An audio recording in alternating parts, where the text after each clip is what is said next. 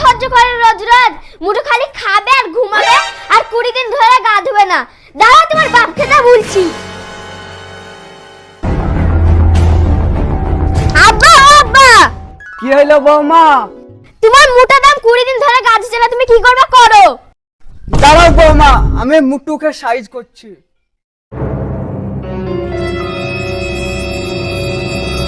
ও লসুন ঘুকুর বাবা, তোমার সকালে উঠতে হবে, তোমার সান নাই। 1 বিঘে ভুঁইয়ের পাট আছে, তোমার কাটতে হবে, তোমার সান নাই।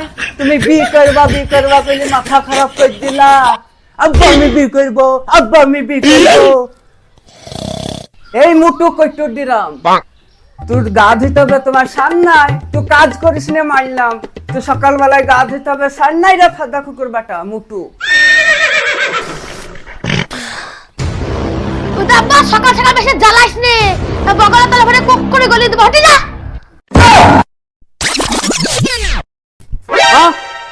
এমন মুটু খালি পড়েছি, আমার জীবনটা কয়লা করে দিল একদম। আমাকে আবার বলছে দেবী দেব, এত বড় সাহসার বাপকে দেখবে। এটা থাক তোর বউ খেলে, আমি চললাম। এটা ডিরাম, আজ যেত তুই গা না ধোস, তোকে 13 পুত্র 14 পুত্র কই দেবো। এটা চললাম।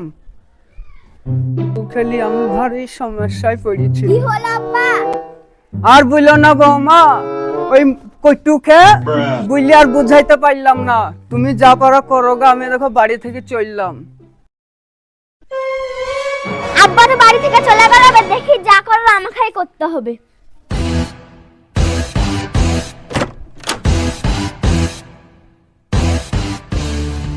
এইটা মুঠো থাক, আব্বাও চলে গেল, আবার আমিও চলে যাব।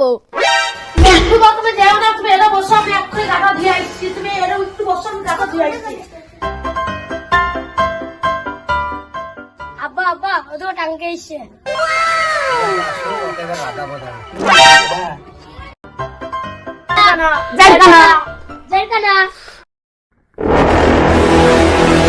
বেশি জ্বালাবো নিয়ে সাথে ঝামেলা করে এসছি, বেশি আগামীতে বগলে বলে পুরুষ করে গলি দেবো।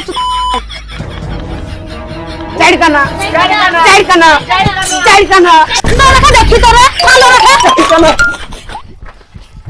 তোরা গা ধুতে পারেনি বলে শালারা খালি আমাকে আগায়। শালারা আজকে গা ধুই শুনবো। দাঁড়া,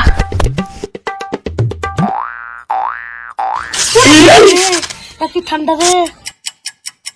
সেই নামুনি যে কখন গা ধুতে গিয়েছে, দেখে আছি ঘাটে কি করছে।